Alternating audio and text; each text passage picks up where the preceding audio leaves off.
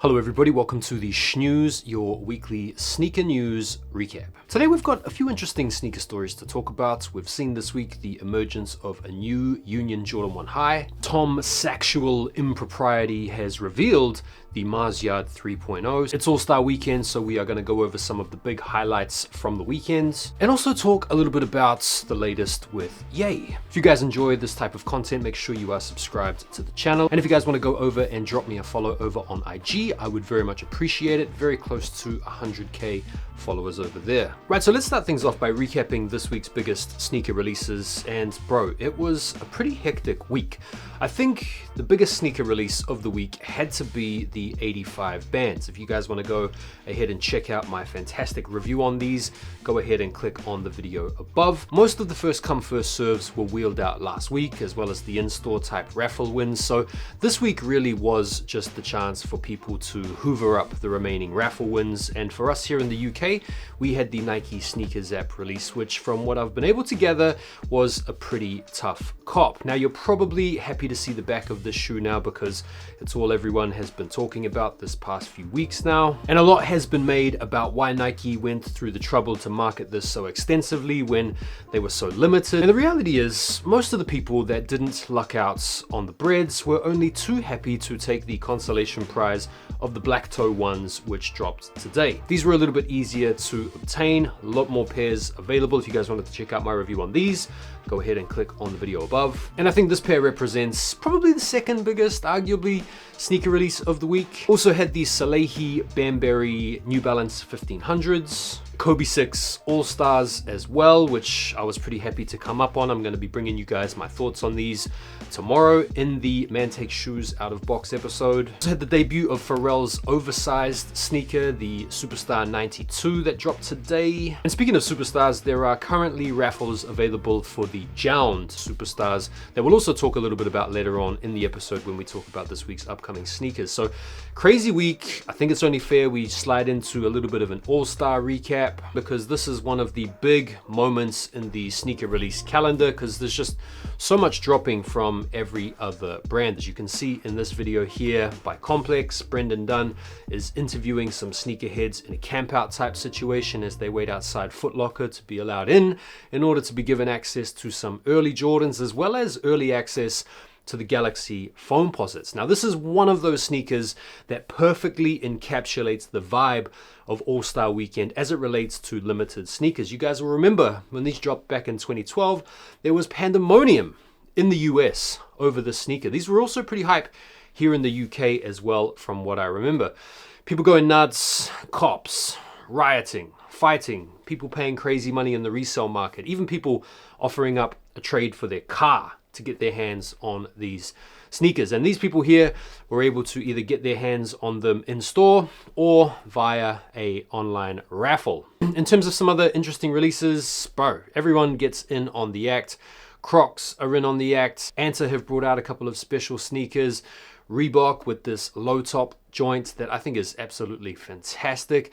Dame Lillard has debuted the Dame 10 through Adidas, which we'll talk about in a moment, but also the Dame Time Superstar. Nike obviously have had a huge amount of keynote releases over this All-Star Weekend. We spoke just then about the Kobe 6 All-Star Game, Galaxy Foams, which are supposed to drop next week on the 21st, but have wheeled out in small amounts for some lucky people out there. Obviously the breads, the bands, these dropped yesterday, but they're part of this All-Star Weekend celebration because this is the sneaker that MJ wore during the 1985 Slam Dunk Contest. And also from Nike, you have this Black Label collection, which is essentially all of Nike's top tier basketball signature athletes get their own special limited edition Black Label model. Mellow Ball in on the act. Lactose again today. It's just a huge weekend for sneaker releases. Right, let's get into a little bit of sneaker news. I mean, it's not direct sneaker news, and some of you guys will probably be breathing a heavy sigh here, but we are going to do a little bit of an update on the whole Ye situation. You guys remember last weekend we were talking about Ye going on this crazy rant, pretty much laying waste to all of the available bridges he had still had erected in and around his person. Well, the latest this week is that his websites got taken down. Shopify have decided no more. We're not going to have you selling this incredibly offensive merchandise through our platform. So if you go onto Yeezy.com now, there's basically like an under construction type page situation saying that Yeezy stores will be coming soon. And this comes in the wake of his talent manager dropping him, his close friends, people like Travis Scott unfollowing him on Instagram. Even Ty Dolla $ign, who I think is the person responsible for co-authoring this recent auditory abomination, has also seen fit to disabuse himself of Kanye's friendship. And bro, that's not even it. The latest news is that his wife is also trying to split up with him. They're gonna divorce or something like that. And what's crazy is he's kind of crashing out again, very conspicuously, as we've become accustomed to seeing over the past couple of years now. And there are still people out there that want to defend this behavior and try to categorize it as some kind of genius. This is a masterstroke. This is Ye. This is what he does. I just can't get on board with that. And I know a lot of you guys are probably gonna be wondering, bro, why are you oxygenating this? Why are you fanning these flames? The bro's irrelevance. Look, I used to like Ye back in the day, not so much anymore. It's been like that for the last maybe 6 or 7 years now, but it's just sad to see a guy crash out in such an unceremonious way. What are you guys thinking of the whole situation? Feel free to let me know down below. Right, speaking of questionable characters, we've got Tom Sachsual Harassment. He is back, and we've had some images of the Mars Yard 3.0, which is rumored to be releasing in September. And this has come through old Sexy Man's very own Instagram. So this isn't one of those, mock-ups or rumors. This is legit, this is happening. And the response to these has been mixed. If you were to just give these a cursory glance, you could easily mistake these for the Mars Yard 2.0s because they sport the exact same color blocking and they to a large extent look very much identical. But when you drill into a few of the minor details, which we'll go through in a second, there are some key differences. Now, a lot of the response I've seen out there is mixed. Some people out there are wondering, how come Tom Sachs is still working with Nike? Weren't those allegations damning enough? And in a time where they were quite happy to cut ties with Kyrie over something seemingly far less serious, they've decided to cut Kyrie, but yet keep sexual improprieties on board, and that has colored people the wrong way. But nevertheless, the shoes are happening, they are a thing. I'm not gonna lie, I never really got the hype around the 2.0. I never really understood it. So let's go through some of the details here. The key differences that I can see when you compare these to the 2.0s is you've got this TPU toe cap running around the front of the sneaker. That is a novel addition. Also the TPU heel clip around the back, that I think is new. Some slightly new tooling on the midsole and the outsole, but all of these flash buzzwords aside, these pretty much look the same as the 2.0s. And so the question is the somewhat disreputable nature of Sachs's standing inside the sneaker community enough to make these brick? I don't think so. I think if they make these limited enough, they will indeed sell out. I don't think the appetite is quite as strong for these as maybe it would have been a few years ago, but I think the utilitarian aspect of these shoes speaks to a lot of people. I think some people are still, mad Sachs fans. And so, yeah, even though he seems like a bit of a dodgy cat, I think these will still be pretty hype nonetheless. Speaking of new shoes, Shia Gilgeous-Alexander's Converse Shy 001 is his first signature shoe with the brands, and some people out here are calling these the future of basketball. This guy's a styly guy. I think he's widely regarded as one of the best dressed players in the NBA, and I'm not sure whether or not that's saying much these days. According to these sneakers, I think these look pretty dope, man. They're pretty out there. They've got the whole zip up action going up the front, a little bit like the glove shoes or a little bit like the Sunders. Pretty good looking traction pattern on the outsole. They look good on feet, and given how influential this guy is in the fashion scene, I can imagine these being quite popular with the youths. What do you guys think of these? Right, let's talk about the Union Air Jordan collab. First and foremost, the Chicago Shadow release is supposed to be releasing on the 28th, but I know that there has been a sneakers pass in the Bay Area for people that are attending All-Star weekends to take part in. So if you guys are hip to that, then there's a chance to come up on these early. I have also heard that they might be doing an early release through the Union miniature sites, and a little bit has been explained about the marketing as well as the branding for this pair. You've got this late nights with Union typeface in the content, which is supposed to be a reference to the late night talk shows that MJ would appear on back in the day, most famously with Letterman, where he openly trashed the band 85s, and Letterman made the famous joke about the shoes being banned because they weren't 50% white when the NBA wasn't even 51% white. Ha ha ha, great moment. So there at least seems to be a little bit more backstory emerging with regard to these sneakers. And in addition to this release, we have also seen a mashup with a UNC/Royal sample, and these have been on display next to the Chicago Shadows. They are just samples, so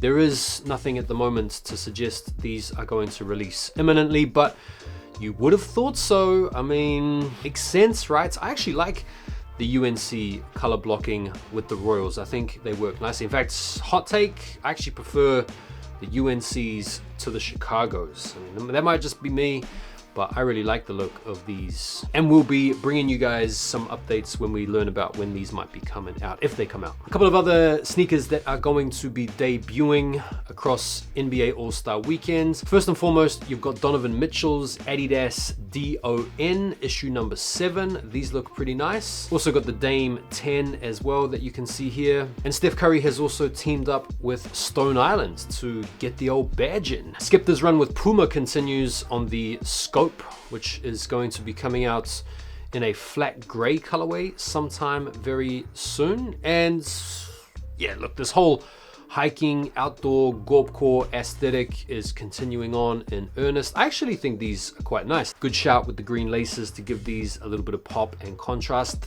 Good looking sneaker. I would cop these on sale. Charles Barkley's Godzilla are returning this holiday season. A lot of people out there don't really give the Barkley Nike sneaker line the respect it deserves. Some people out there would put Barkley's signature line right up there along MJ, or maybe even LeBron, or maybe even Penny, maybe even higher. But these Godzillas, you guys might remember from the mid-90s, are some cult classics. But our first look at the Apron Records Nike Air 180. I'm a little bit surprised that the 180 hasn't been given some more collaborative treatment so far. They busted back onto the scene in a pretty big way with the Ultramarines. We've had some other OG colorways since. Feels like it's an underappreciated model for the old collabs. If you don't know who Apron Records is, don't worry, I don't either. Definitely something to look into. These are going to be dropping for $160 sometime this spring. Colorway is nice. We love a little bit of this grandma's fence green, some mismatched swoosh action, some hairy material on the upper. Pretty good looking sneaker from the back with a little bit of chrome touch around the bottom of the mudguard, and then some, I don't know, reptile type action on the back where you can see some co-branding. These look kind of nice, man. But some really good looks at the Jordan 4 SBs, the white and navy pair, which are set to come out sometime this summer. Shout out to David Bluetile, who leaked these early images featuring, bro, the Nike SB golf ball as well as some dice, which is pretty dope. Shape is looking good, looking very similar to the Pine Greens. Can't really fault the sneaker. Pine Greens is a W shoe. These look awesome as well. Quality looks nice. These will definitely be very popular come the summertime. Right, so House of Heat did a cool little throwback to Joe Freshgoods' run as a New Balance collaborator. And so I thought we'd take a moment to go through his collaborations to date with the brand. Starts off back in 2020, February the 14th, in fact, this time. You guys might remember that was a completely different time where lockdown was, I think, right upon us. This is the sneaker collaboration that I want to say started the New Balance hype. You can argue that New Balance was still popular in the DMV and we've been rocking 574s for all this time. Look, I know some people have been messing with New Balance for a long time, but in terms of mainstream hype, where New Balance sneakers are really popular or starting to kick off that way, this is the sneaker that started it.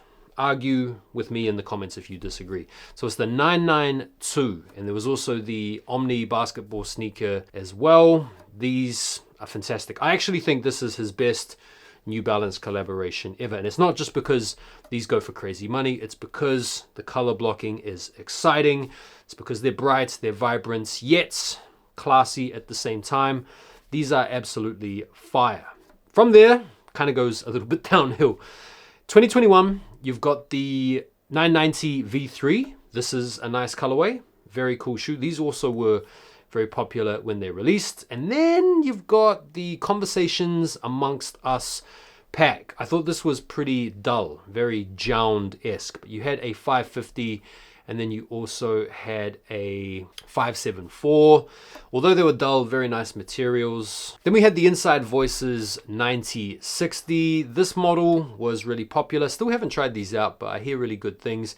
These were pretty average. And then 2022, you had the 993s. Nice pack, nice colorways, pretty comfy. I think these were pretty easy to attain in most of the colorways. Then we had the 610s, and I actually remember these going on sale. These were probably the least successful out of the bunch. And then you had the 550 highs, which had this sort of nod to MJ marketing about them. I thought these were pretty dead, just a little bit boring. The 1998 pack, the 990 V4s that came out in this trio of colorways were definitely pretty popular with a particular type of demographic, most notably the people that were into the movie Belly for obvious reasons. These were pretty nice, I must say, although these did sit around. Then we've got the New Balance 1000s, which dropped last year and helped to sort of set the New Balance 1000 off as a model. These were okay, not too bad. Then we had the 990 V6 in these striking blue and red colorways, pretty average. And then we've got the 992. He's kind of done a full circle moment back to the 992, with these being very nice, very palatable, nice color blocking. But I do think his first New Balance collab was his best. Where would you guys rank them? Let me know. Rightio, to finish things off, let us go through the sneaker releases this week that you might want to keep an eye out for. Even though it's been a crazy month, even though a lot of you guys have probably already copped a whole bunch, there are still a few bangers set to come out. February the 20th, you've got the Jound Adidas Superstars, the Made in Germany's. These are currently up for raffle on the Adidas Confirm site. They're a little bit more expensive with the $250/220 price point, but that is justified apparently on account of them being assembled in Germany and being comprised of some very luxurious leather. Black colorway and a white colorway. The 21st, this is a massive day because you have the Joe Freshgoods 992s that I was just talking about, which are going to be releasing on the Joe Freshgoods website on the 21st, and then on the New Balance website on the 28th. So keep an eye on Joe Freshgoods socials. Also keep an eye on your local retailers for raffles. For those, $220 is the damage.